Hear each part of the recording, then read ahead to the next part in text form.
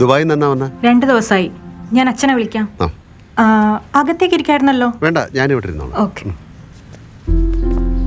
ആ ജോർജേ, എന്താ പുറത്തിരിക്കുന്നേ? അകത്തേക്ക് വാ. എന്തായി നമ്മുടെ സിനിമ? സാർ, അന്ന് ഞാൻ പറഞ്ഞൊരു ക്ലൈമാക്സ് ഇല്ലേ, അത് വേണ്ട സാർ. എന്തു പറ്റി? ഞാനത് ചിലരുമായി ഡിസ്കസ് ചെയ്തു. എല്ലാവരും സാറ് പറഞ്ഞ അതേ അഭിപ്രായമാണ് പറഞ്ഞത്. അതിൽ ഒത്തിരി റിസ്ക് എലിമെൻറ്റ്സ് ഉണ്ട്. അപ്പോൾ നമ്മുടെ ആദ്യത്തെ ക്ലൈമാക്സോ? അത് അവർക്ക് ഇഷ്ടപ്പെട്ടില്ല. സാറിന് എന്നോട് ദേഷ്യം തോന്നരുത്. നമുക്കൊരു വേറൊരു സാധ്യതയെക്കുറിച്ച് ആലോചിച്ചാലോ? സിനിമ എൻ്റെ ചെറുപ്പകാലം മുതലുള്ള സ്വപ്നമാണ്. ഞാൻ ജീവിതത്തിൽ കണ്ടതും സിനിമയിൽ കണ്ടതും എല്ലാം കൂടെ കൂട്ടിച്ചേർത്തൊരു കഥയുണ്ടാക്കി. അതുകൊണ്ട് തന്നെ അതൊരു സാധാരണ സിനിമയായ പോരാ, ഒരു ഗംഭീര സിനിമ ആകണമെന്ന് എനിക്ക് നിർബന്ധമുണ്ട്. Very good. വേറെ ക്ലൈമാക്സിന് എന്തെങ്കിലും ആശയം കിട്ടിയോ? ചില ചിന്തകൾ മനസ്സിൽ വരുന്നുണ്ട് സാർ. എങ്കിൽ പറയൂ. ദേ, ഒരു റൈറ്റർ പ്രൊഡ്യൂസറുടെ ആശയങ്ങൾ ചോദിക്കുന്നതിൽ വിരോധാഭാസം ഉണ്ടെന്നറിയാം. പക്ഷേ തൻ്റെ ആശയങ്ങൾക്ക് ഭയങ്കര ലൈഫ് ഉണ്ടോ?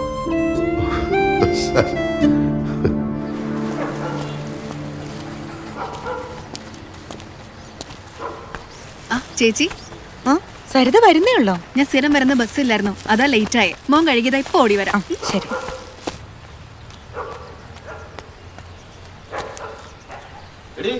ആ വീട്ടുകാരുമായിട്ട് വലിയ അടുപ്പം വേണമെന്ന് എത്ര പ്രാവശ്യം ഞാൻ പറഞ്ഞിട്ടുണ്ട്. നിങ്ങളോട് കള്ളുകൂടി നിർത്താൻ ഞാൻ എത്ര തവണ പറഞ്ഞു? അതുപോലെ കരുതിയാ മതി. എന്റെ പറമ്പിൽ കൂടെ അവരിങ്ങനെ കേറി ഇറങ്ങുന്നത് എനിക്ക് ഇഷ്ടമല്ല. ഇതേ എന്റെയും കൂടെ പറമ്പാ, എനിക്ക് കുഴപ്പമില്ല. നിന്റെ മാറ്റം ഞാൻ കാണുന്നുണ്ടടി, ശരിയാക്കി തരാൻ ഞാൻ. നീ പോയിട്ട് വാ, നിനക്കുള്ള ഞാൻ വെച്ചിട്ടുണ്ട്. ചേച്ചി അതൊന്നും മൈൻഡ് ചെയ്യണ്ട, അവനങ്ങനെ പലതും പറയും. ബാ പോവാ.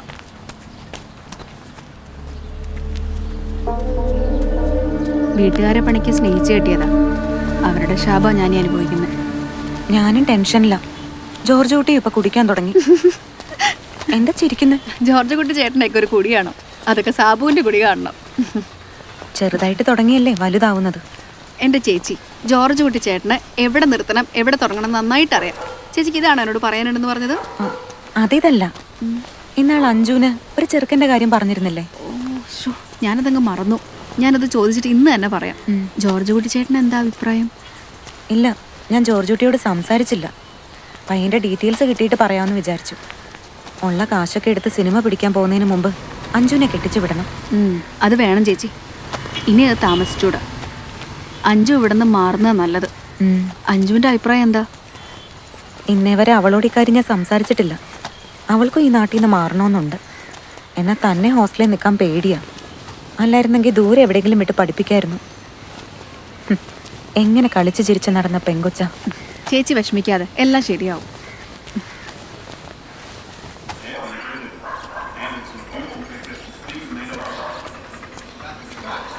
അമ്മേ, അച്ഛൻ വിളിച്ചിരുന്നു, തിരിച്ചു വിളിക്കാൻ പറഞ്ഞു. അതെ, എന്റെ വരവൊന്നും നടക്കുമെന്ന് തോന്നുന്നില്ല. രാവിലത്തേക്ക് എത്തിക്കോളാം. എന്താ ജോർജ് കുട്ടി, ഞാനും പിള്ളേരും തന്നെ ഇവിടെ? അന്ന് ഞാൻ സരിതയെ വിളിച്ചു കിടന്നു. ജോർജ് കുട്ടി അവിടെ കള്ളുകൂടിയാ അല്ലേ? വിനയേന്ദ്രൻ സാർ നാളെ തിരികെ പോവും. അപ്പം ഞങ്ങളൊന്ന് ഇരിക്കാൻ പോവാ. അപ്പോ എവിടെ താമസിക്കും? ഞാനിവിടെ ലോഡ്ജ് എടുക്കും. എടീ, അനുമോള് വന്നോ? വന്നു വന്നപ്പോ മുതൽ ടിവിയിലാ. ശരി ശരി, ഞാൻ അവളോട് വന്നിട്ട് സംസാരിച്ചോളാം. നീ വെക്കേ.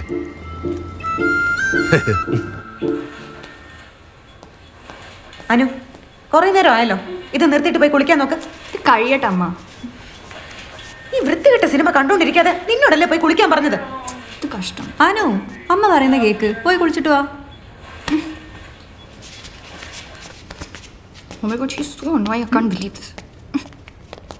അവൾ എന്താണ് ഇംഗ്ലീഷ് പറഞ്ഞത്? വീടമ്മ. ചേട്ടാ, ചേട്ടൻ്റെ സിനിമ അടുത്ത കാലത്തങ്ങ് നടക്കുമോ? അതെന്താ സംശയം? അല്ല, 2-2.5 വർഷമായി. അതുകൊണ്ടാ.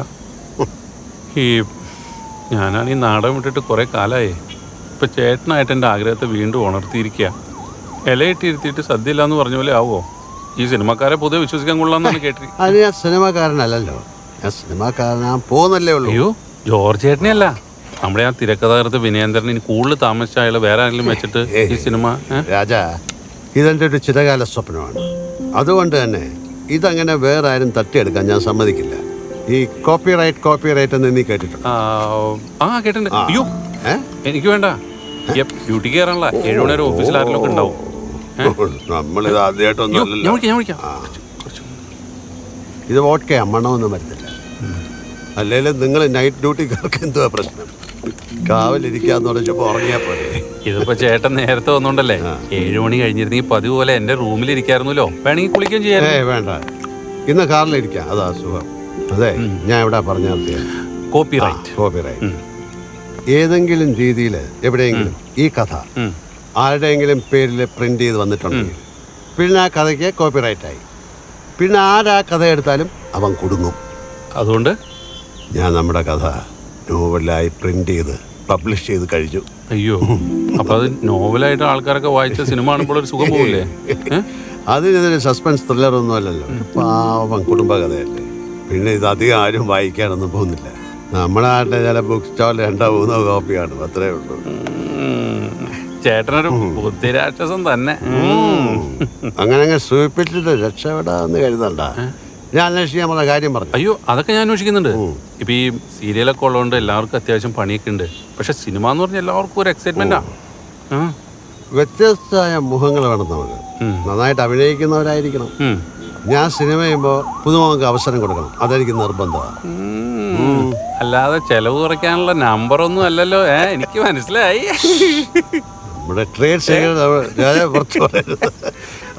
ഇനി രണ്ടാമത്തെ കാര്യം, മറ്റേ പാർട്ട്ണറായിട്ടൊരു പ്രൊഡ്യൂസറുടെ കാര്യമല്ലേ, അത് ഞാൻ നോക്കുന്നുണ്ട്. നമ്മുടെ ദുബായിലുള്ള ആൾ ഇതുവരെ വന്നിട്ടില്ല, അതാ. ശരി, അപ്പൊ ഞാൻ പോവാ. ഓഹോ, അപ്പോ ഇതൊക്കെ അന്വേഷിക്കാൻ വേണ്ടി വന്നോ, അല്ലാണ്ട് എന്നെ കാണാൻ വേണ്ടി വന്നല്ലേ? രാജനെ കാണണം, രാജനെ കാണാം. രാജൻ കേട്ടിട്ടില്ലേ, അംഗവും കാണാം, തളി ഒഴിക്കാം, അങ്കത്തട്ടിലെ പെണ്ണിനെ കാണാം. അല്ല, ഈ ഒരു അവസ്ഥയിൽ ഇന്നിനി പോണോ? ഒരു കുഴപ്പമില്ല. ഞാൻ നേരെ ആതിര ഹോട്ടലിൽ പോകും, അവിടെ പോയി കുളിക്കും. അവിടെ എൻ്റെ ഒരു പരിചയക്കാരൻ ഒരു സിനിമയുടെ എഡിറ്റിംഗ് നടത്തുന്നുണ്ട്, അതൊന്ന് കാണണം. അല്ല, ജോർജ് ചേട്ടന് ഇപ്പൊ എഡിറ്റിംഗ് കണ്ടിട്ട് എന്തിനാ? നമ്മളൊരു ബിസിനസ് ചെയ്യാൻ പോകുമ്പോൾ അതിൻ്റെ എല്ലാ വശങ്ങളും പഠിക്കണം. ഓഹോ, എന്നാ പിന്നെ ഡയറക്ഷൻ കൂടി പഠിച്ചു കഴിഞ്ഞാൽ അതിന്റെ കാശും കൂടി ലാഭിക്കാലോ. ഒന്ന് ആലോചിക്കാവുന്ന കാര്യമാണല്ലോ. ബെസ്റ്റ്. അതെ, ഞാൻ പോവാ. അടുത്ത തവണ വരുമ്പോ കാണാം. സമയമായതുകൊണ്ടാ. പോട്ടെ പോട്ടെ.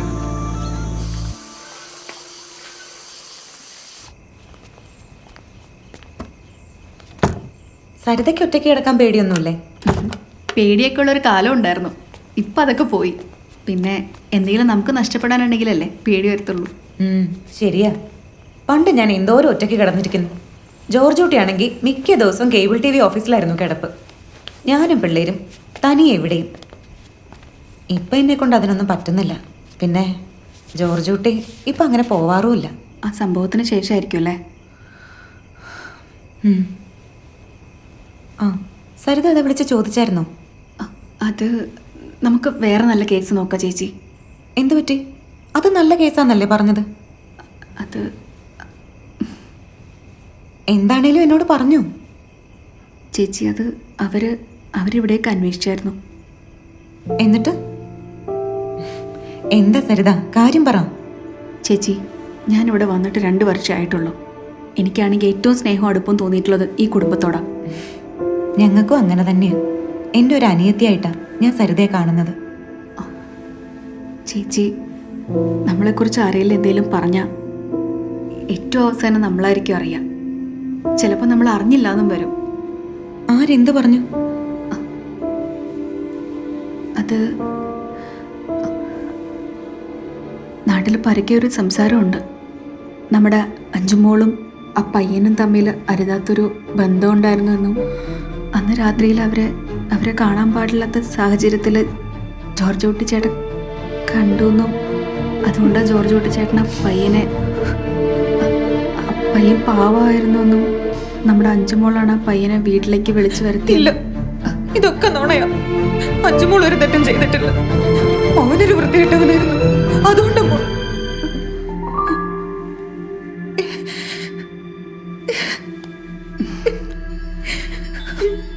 ചേച്ചി കരയല്ലേ?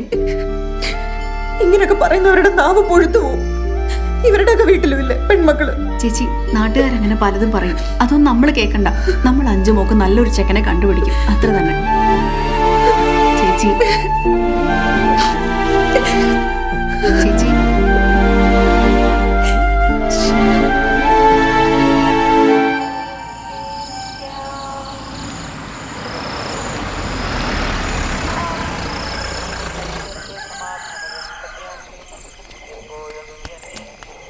ആ റാണി എണീറ്റോ? ബാത്റൂമിലാ.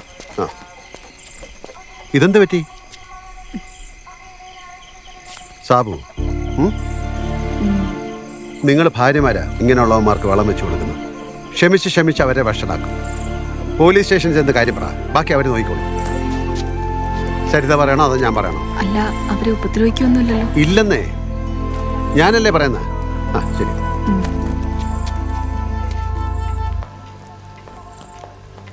ആ ആ കാപ്പി എടുക്കട്ടെ? ഇല്ല, കട്ടൻ മതി.